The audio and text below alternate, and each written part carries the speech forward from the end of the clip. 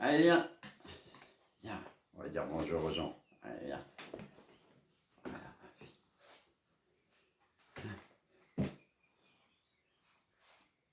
Namasté les teubés.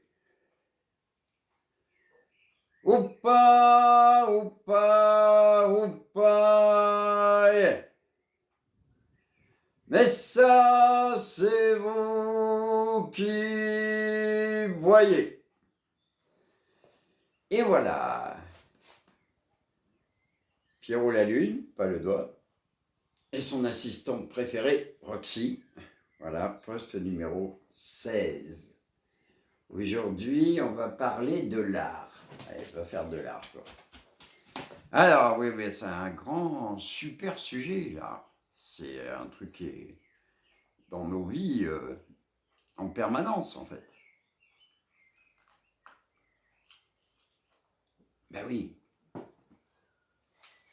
Après, dès que tu allumes la télé, dès que tu regardes un truc, un machin, dès que tu écoutes de la musique, c'est de l'art.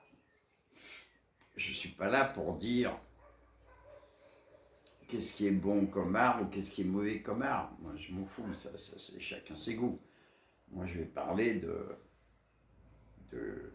c'est quoi l'art par rapport à la spiritualité. Alors déjà, ce qu'on peut dire, c'est que de tout temps, dès que l'homme a commencé un petit peu à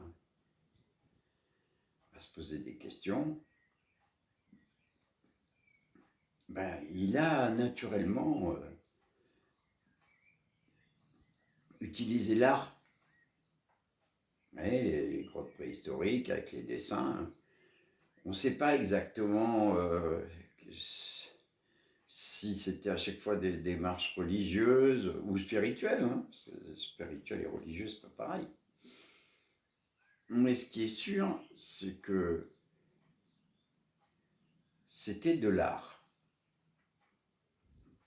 Et qu'ils utilisaient cet art pour communiquer, pour demander, enfin j'en sais rien, je ne sais pas exactement pourquoi ils le faisaient, on n'y était pas, mais on peut imaginer. Voilà, donc là en fait il a toujours été dans nos vies, et puis après ça a continué dans nos vies de grotteux, on va dire, d'hommes paléolithiques et autres, et puis ça a continué après, et les religions se sont appropriés l'art comme un outil de communication, d'explication, de partage. Après, chacun, il avait ses trucs. Hein. Nous, on est chez les catholiques, je dis nous, parce que moi, à la base, je suis plutôt catho. Enfin, je suis plus catho, mais je suis chrétien. Voilà, on va dire que on utilisait l'art pour raconter l'histoire de la Bible, l'histoire des prophètes, de notre prophète, de tout ça. Les musulmans, eux, ils avaient une autre vision qui était qu'il ne fallait pas représenter le visage du prophète, mais en fait ça se traduit par une efflorescence de graphismes, de choses extraordinaires, très très belles. Voilà, l'art, et puis ça continue maintenant, encore. Alors, qu'est-ce qu'on pourrait dire sur l'art? On va rester dans le général déjà. L'art, vous n'avez pas besoin d'écouter de la musique ou d'allumer la télé pour voir de l'art. Hein. Vous allez dans la nature, vous allez regarder un arbre, une fleur, un paysage. C'est de l'art. C'est de l'art naturel. C'est de l'art qui est peut-être pas à l'origine créé par les mêmes questionnements, mais c'est de l'art. Vous voyez, moi j'habite dans une région où quand tu vas vous savez qu'à essayer de faire ça pour voir chez vous si ça marche. Quand tu vas te promener dans la nature, tu prends juste un petit cadre comme ça, là, un petit cadre à la con, vide. Voilà, ben, tu vas prendre des natures, puis tu fais ça. Et là, tu vas voir qu'il y a plein de tableaux là, qui sont déjà prédestinés, préconstruits, qu'il n'y a plus qu'à les dessiner. Voilà. Et alors, oui, mais l'art, c'est vachement important. C'est vachement plus important que d'être un bon artiste, en fait. Vous voyez, moi, je vais vous parler de mon expérience personnelle. Quand j'étais jeune photographe, un jour, je suis allé à Visa pour l'image à Perpignan. Moi, j'étais encore allé comme photo, hein. Et bon, j'étais motivé, hein, donc j'avais déjà un book. Voilà, déjà des choses à montrer. Et puis là, à Visa pour l'image à Perpignan, il y avait une grande photographe, qui est moins connue maintenant, parce qu'elle est morte en plus, ça aide pas. C'est Betty Narems. Et à l'époque, c'était une des 10 plus grandes mondiales, quoi. Et j'ai eu l'occasion de lui montrer mon book. Donc je lui montre mon book. Et là, déjà, j'étais content parce que, vous savez, un photographe pro, moi je fais pareil, hein. Quand tu regardes les photos qu'on fait quelqu'un, t'es pas là, ah ouais, attends, je regarde. Non, non, c'est comme ça. Parce que j'ai tellement l'habitude que tu vois tout de suite ce qu'il y a à voir. Et la vétérinaire, elle commence à faire comme ça avec mon book. Et il y a 2 photos de ma copine en lingerie où elle s'arrête 3 secondes. Une arrêt de 3 secondes de Betty Narem sur une photo à moi. À l'époque, hein, j'étais à l'école. Extraordinaire. J'étais trop content, quoi. Bon, après, j'ai appris qu'elle était homosexuelle lesbienne et que donc, en fait, je pense à mon avis, c'est qu'elle avait bien kiffé les courbes de ma copine, ce que je comprends, puisque moi-même, je l'ai kiffé beaucoup. Donc voilà, donc ça, c'est juste pour la blagounette. Mais après, comme c'était une très grande dame, et que les grandes personnes comme ça, c'est qui ont vraiment de la valeur, euh, elles te parlent normalement, tu vois. Et moi, elle m'a parlé comme si j'étais un collègue. Alors qu'elle, elle avait une carrière de dingue et moi, j'étais juste au débutant à l'école. Mais fondamentalement, on était collègues. Et donc, elle me parlait vraiment, c'était énorme, c'était un encouragement phénoménal pour moi. Donc je donne, j'incite, j'inciterai tous les gens qui ont fait plein de choses dans leur vie à avoir la même attitude avec ceux qui démarrent, au lieu de faire les marioles. Et donc à la fin de la conversation, je lui dis, mais quel conseil vous auriez à me donner? Alors moi, je m'attendais à ce qu'elle me dise, sois plus attentif à cela, utilise plus cette technique, ou des trucs à la con. Parce que c'est des trucs à la con, au final. Et là, elle me regarde et me fait, vous serez un bon photographe le jour où vos photos vous ressembleront. Waouh! C'est le meilleur conseil qu'on m'a jamais donné de ma vie au niveau artistique. Ben oui, parce que c'est vrai. Mais du coup, je me suis dit, ben, si je veux que mes photos me ressemblent, il faut que je sache qui je suis. Et donc à partir de ce moment-là, j'ai commencé à essayer de comprendre qui j'étais par d'autres biais que l'art en parallèle. Et j'ai aussi essayé de comprendre qui j'étais à travers mon travail artistique. Et ça, c'est extraordinaire parce que il n'y a pas de jugement dans tout ça. Il y a juste, c'est l'impérative nécessité de se connaître pour pouvoir passer un message à travers ton art. Voilà. Et cette petite chose-là, là, qui peut paraître, comment dire, un peu réservée à une forme d'élite, n'est réservée à personne. L'art, entre autres, il faut comprendre que l'art, c'est un outil. Et donc cet outil-là, il a une utilité. Et entre autres, il a pour utilité cet outil de nous apprendre à nous connaître nous-mêmes. Parce qu'on va se confronter à la création. Moi, souvent, quand les jeunes photographes ils viennent me montrer des photos, il y a des fois, je ne vois pas trop où ils veulent en venir. Je leur demande, je dis, mais qu'est-ce que tu racontes là? Ah ben, je sais pas. Mais par contre, avec Photoshop, on fait des super trucs et machin. Oui, non, mais d'accord, bah, tu fais juste quoi? T'es un agent commercial pour Photoshop, c'est tout. T'as rien d'autre à dire.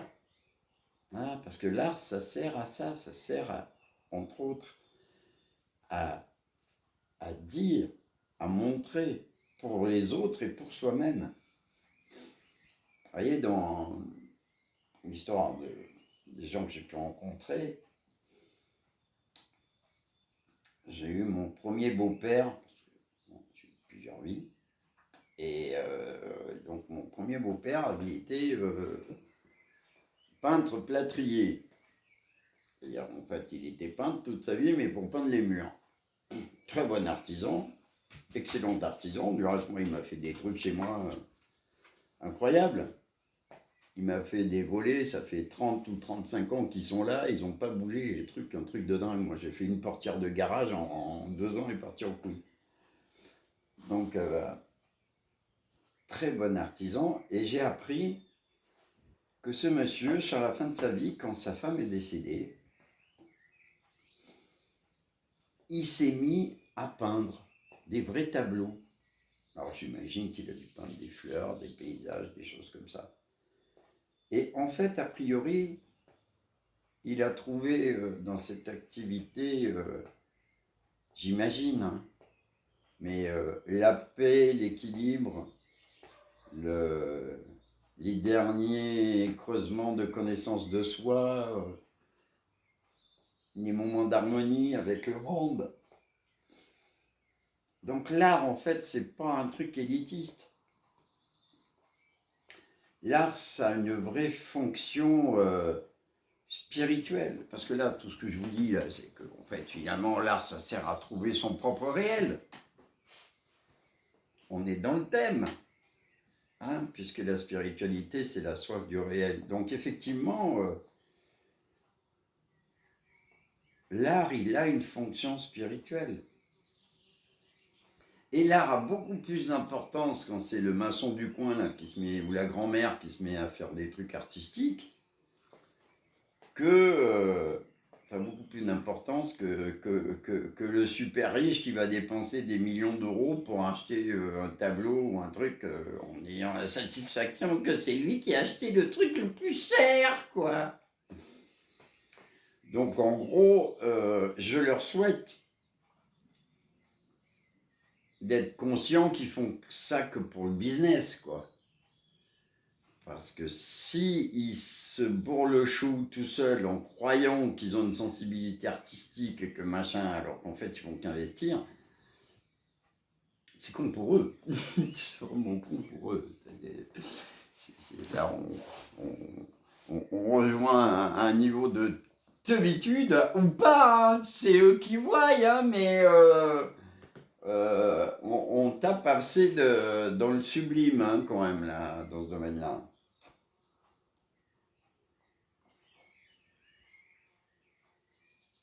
Donc voilà. Et alors, on va pousser un petit peu plus, on va pousser un petit peu plus loin l'aspect spirituel des choses par rapport à l'art.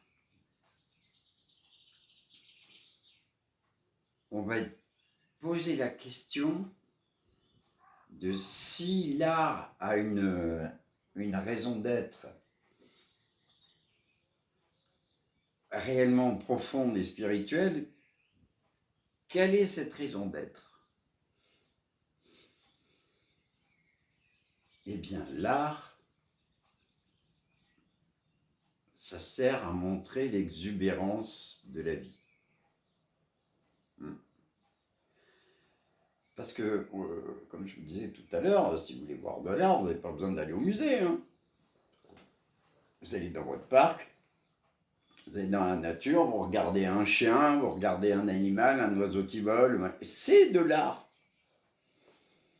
La différence, c'est que la vie a une exubérance, et c'est de l'art très exubérant, parce que vous regardez les fleurs, vous avez, il y a des choses incroyables dans la nature, des choses d'une beauté fabuleuse.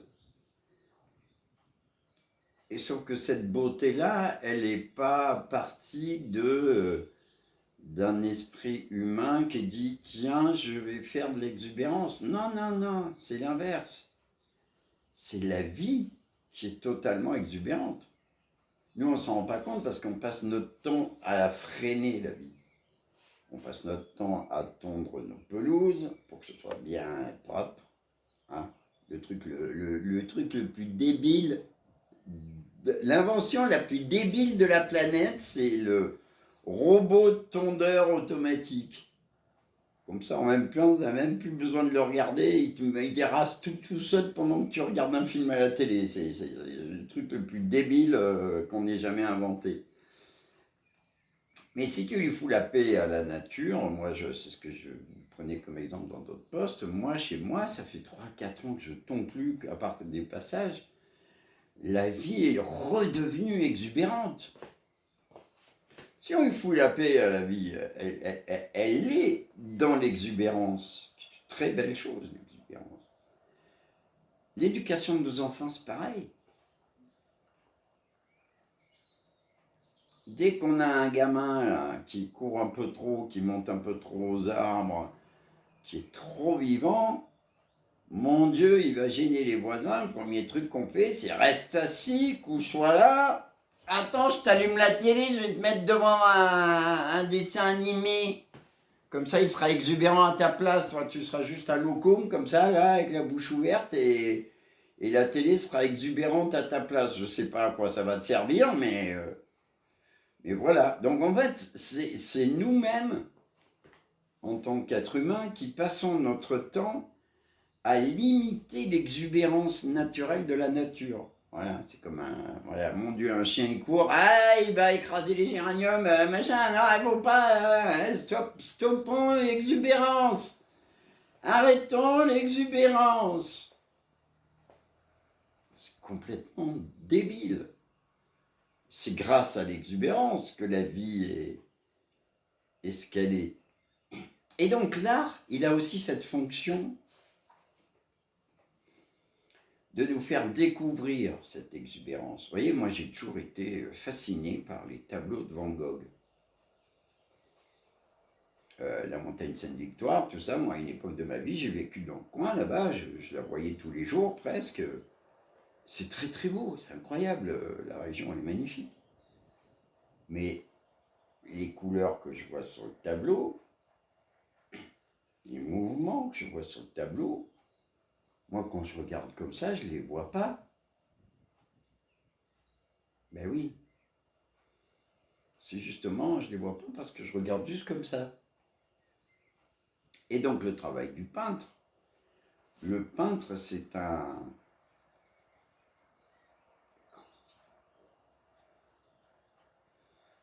guide. Un peintre comme Van Gogh, c'est quelqu'un qui la voit. Lui, il la voit, l'exubérance. Quand il peint son tableau avec des couleurs de ouf, des mouvements incroyables, une touche, une matière, ben, en fait, c'est parce que c'est ce que lui, il voit. C'est-à-dire qu'il est capable de voir cette exubérance, et comme nous, on est moins capable de la voir, il nous aide. Le bleu, là, le bleu, ben, il va le faire plus soutenu, mais c'est le même bleu, si vous regardez bien. C'est pareil. Et moi, j'ai commencé à regarder les tableaux de Van Gogh, et d'essayer, au lieu d'essayer de retrouver dans le paysage, dans le tableau, ce qu'il y avait dans le paysage, j'ai fait l'inverse. Je ne sais pas si je suis très clair, mais c'est possible que je sois un peu embrouillé dans l'ordre. Mais vous voyez l'idée. L'idée, c'est que quelque part, si je regarde le tableau de Van Gogh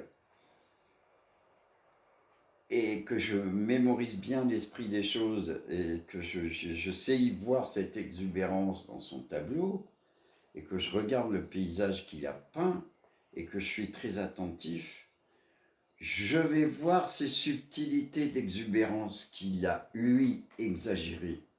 C'est normal, il est exubérant, puisque c'est de l'art. Et donc l'art, c'est fait pour nous montrer non seulement l'exubérance de la vie, mais que l'exubérance de la vie, c'est une très très bonne chose. Et donc, à un moment donné, il n'y a pas un moment donné, il y a ceux qui savent le voir et ceux qui ne savent pas. Et teubé, hors notre teubé, mais c'est vous qui voyez. Ou pas, hein, mais oui. Des fois, je dis ou pas, mais je devrais dire oui. Voilà. Et donc, c'est à chacun de comprendre à quoi sert cet outil extraordinaire qui est l'art. Et qui est un outil totalement naturel, puisque la moindre plante qui pousse fait de l'art. Elle est dans l'exubérance. Voilà. Et puis c'est aussi un outil, donc cette exubérance, elle met aussi en avant, quand c'est nous qui faisons de l'art, notre propre exubérance. Donc ça veut dire que faire de l'art, c'est être attentif à notre propre exubérance. Et être attentif à notre propre exubérance, c'est se rendre compte à quel point nous sommes la vie. Et en plus, c'est beau.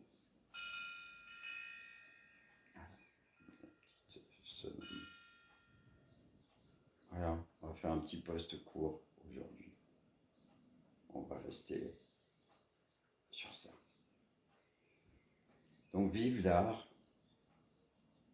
vive l'exubérance, et surtout si vous avez la